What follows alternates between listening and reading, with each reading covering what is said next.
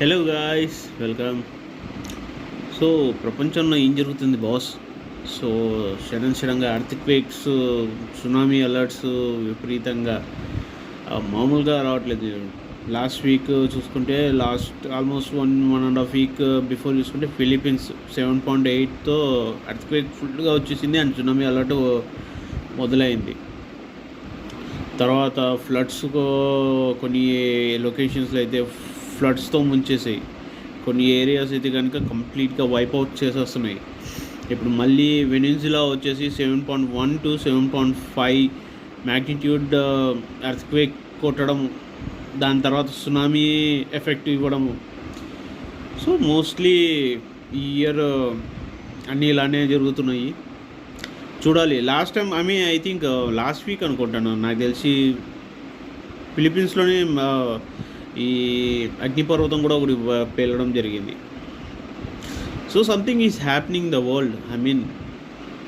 At least ఇప్పుడు people అన్నా కొంచెం చేంజెస్ అవ్వాల్సి టైం వస్తున్నట్టుంది. అండ్ చూడాలి ఏం జరుగుతుంది అని చెప్పి. ఆల్మోస్ట్ ప్రతి చోట కూడా ఇవే ఇన్సిడెంట్స్ జరుగుతున్నాయి. ఫైర్ యాక్సిడెంట్స్ దగ్గర నుంచి తర్వాత ఎర్త్క్వేక్స్, తర్వాత సునామీస్, బాబా. So friends, be alert. So ఇప్పుడు వర్షాకాలం అయితే వస్తుంది. సో కొంచెం శ్రద్ధ తీసుకోండి. మీ బైక్స్ కావచ్చు, డ్రైవింగ్ చేసే విధానంలో కావచ్చు, లేదు అంటే కనుక ఇండియన్ ఆఫీసెస్ నుంచి ఇంటికి వెళ్ళే టైంలో కానీ జాగ్రత్తగా తీసుకోండి. ఎందుకంటే ఇంట్లో ప్రతి ఒక్కరికి ఒక ఫ్యామిలీ ఉంటుంది కాబట్టి. And at the same time rain coats అయితే కనుక మెయింటైన్ చేయడం స్టార్ట్ చేయండి ఇప్పటి నుంచే. ఎందుకంటే కనుక మనం రెగ్యులర్గా చూస్తున్నాం, ఈవెన్ హైదరాబాద్లో కూడా క్లైమేట్ ఆటోమేటిక్గా చేంజ్ అయిపోతుంది. ఎప్పుడు పడితే అప్పుడు వర్షాలు అయితే కనుక గట్టిగా పడుతున్నాయి, అది అర్థమవుతుంది. సో క్లైమేట్ ఈవినింగ్ కల్లా చేంజ్ అయిపోతుంది ఆటోమేటిక్గా.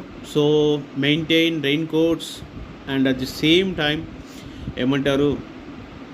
జాగ్రత్తగా వెళ్ళండి అండ్ ఆల్కహాల్ తీసుకోకుండా. ఎందుకంటే కనుక పోలీసు వాళ్ళు ప్రతి చోట ఉన్నారనమాట.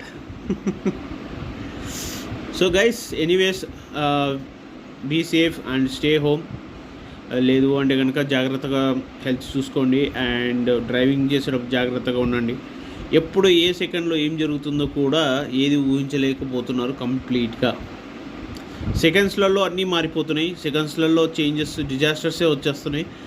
సో ఉన్న రోజులు హ్యాపీగా ఉండండి అండ్ స్వార్థంతో లేకుండా చూసుకోండి. Thank you. బాయ్.